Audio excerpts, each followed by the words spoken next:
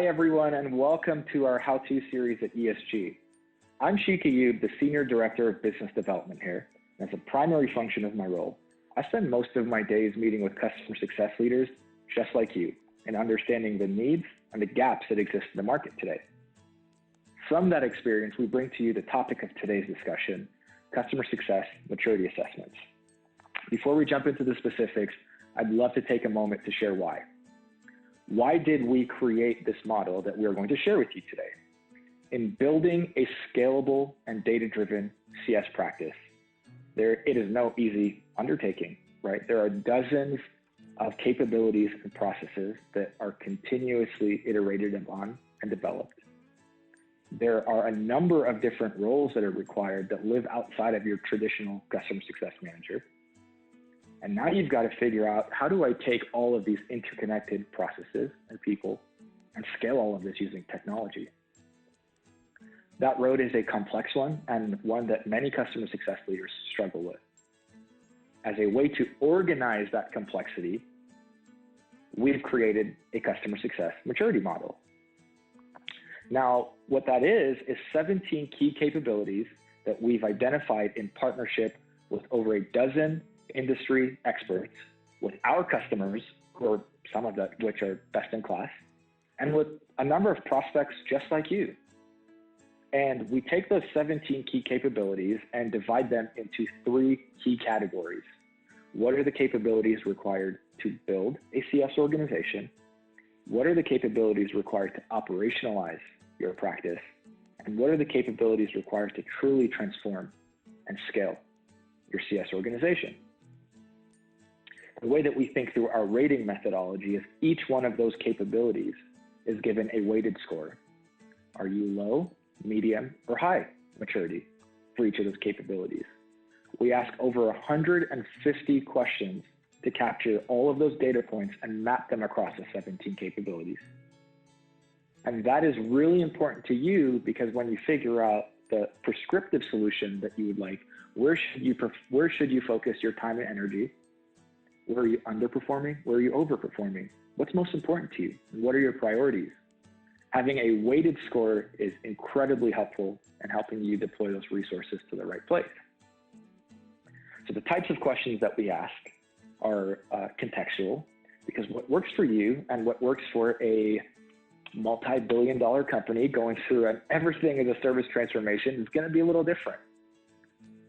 And, it's important to us that we're understanding who you are, who your customers are, and what your product is, and how complex all of that is, to understand how we're driving that maturity rating. We also ask a lot of questions in terms of the metrics. Is what you're doing working? Super important to capture that when issuing a maturity score. And lastly, and where most of our questions lie, are really around the mechanics. How are you doing this?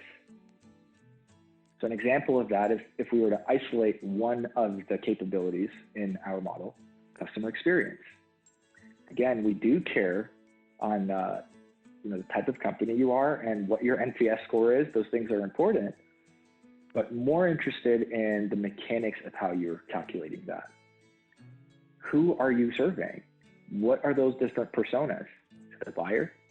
Is it the user? Is it someone in between? Are you tracking operational metrics like your participation rate and your trends? What are you doing with that information to increase things like your participation rate? Are you closing the loop with your customers? How are you closing the loop with your customers?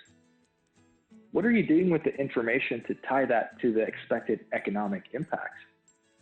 Are you tying that behavior to renewal and expansion behavior, or advocacy behavior, even more important? So I would say that if you're a customer success leader and you struggle with a few things, I don't know that I've truly identified all of the things I should be doing. Maybe I've identified it, but I struggle with organizing the complexity of all of the things that I'm focused on. Where should I be focused? What's going to give me the biggest impact? Do you truly understand the best way to do these things? Or if you struggle with tying this to tangible results, right, your ROI, I would say, please reach out to us at ESG, and we're happy to have a discussion in terms of how our customer success maturity model can work for you. What the process looks like is you'll meet with me or someone on my team to go through that assessment. Normally takes about 2 to 3 hours, depending on where you are in your maturity. We then take the results of mapping those 150 data points to those capabilities, and we meet internally with a team of individuals to really map out where you are objectively in your journey. And then we schedule a follow-up session for about 60 minutes to review the results and really what our recommendations are in terms of where you can have the biggest impact on your business today. So that's a quick view of what our customer success maturity assessment is. Please reach out to us if we can help, or subscribe to our YouTube channel to get more premium content on pulling your customer success organization and your business forward. Again, I'm Sheik Ayube, Senior Director of Business Development here, and thank you for joining us today.